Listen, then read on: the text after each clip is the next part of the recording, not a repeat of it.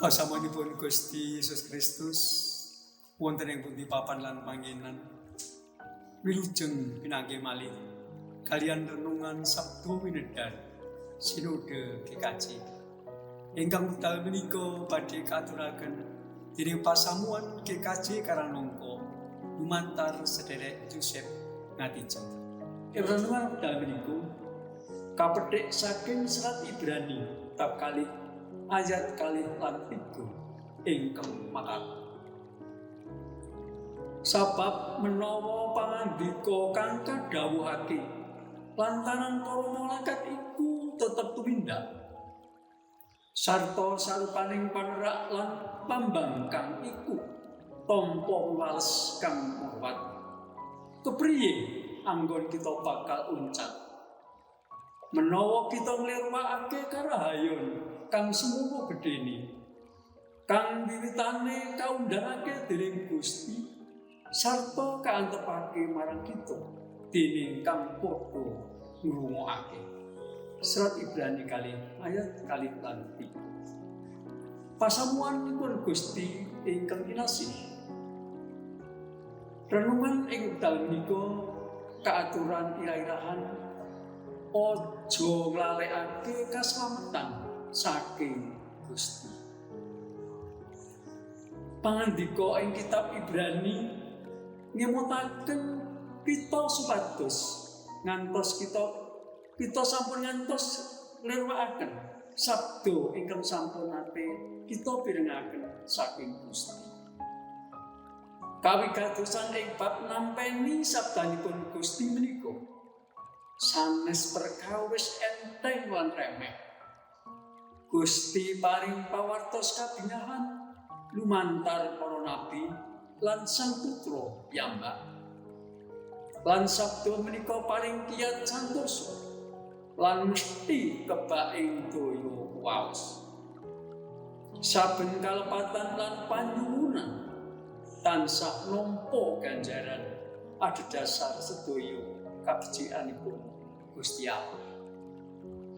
Pasamuan kinasih, menawi kita sampun nampi kabar kabungan ingkang agung, injih menika kawijengan lumantar Gusti Yesus Kristus. Nanging tata gesang kita namung nderek dhateng pikajeng kita piyambak. Menika jalari tuwing bebaya rohani.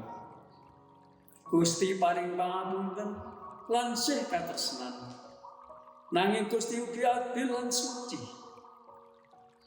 Kita dipun emutaken bilih kawijengan menika sampun ngantos dipun anggep perkawis enteng lan remeh. Kita petang ngrasuk kanthi ati setya lan makarya adhedhasar kabecikan.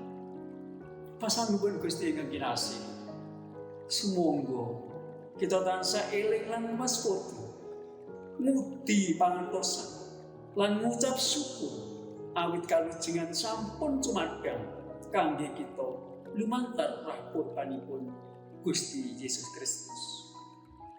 Sampun ngantos kita kesupen, sampun ngantos kita mandeg utawi leha-leha ledra-ledri anggen kita nindakaken pelatusan kita dumateng Gusti Allah.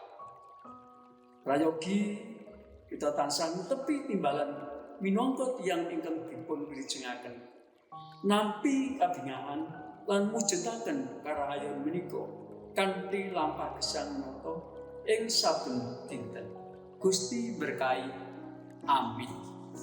Pasamuanipun Gusti ingkang kinasih, sumangga kita pungkasi sarana pandonga kawula dherekaken.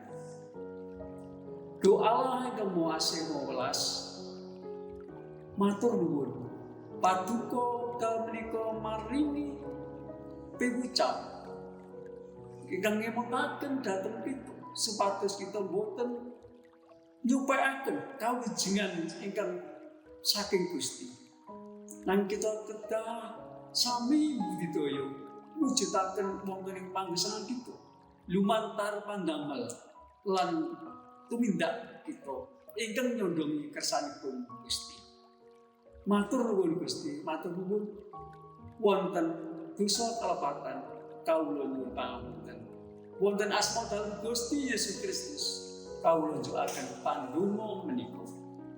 Amin.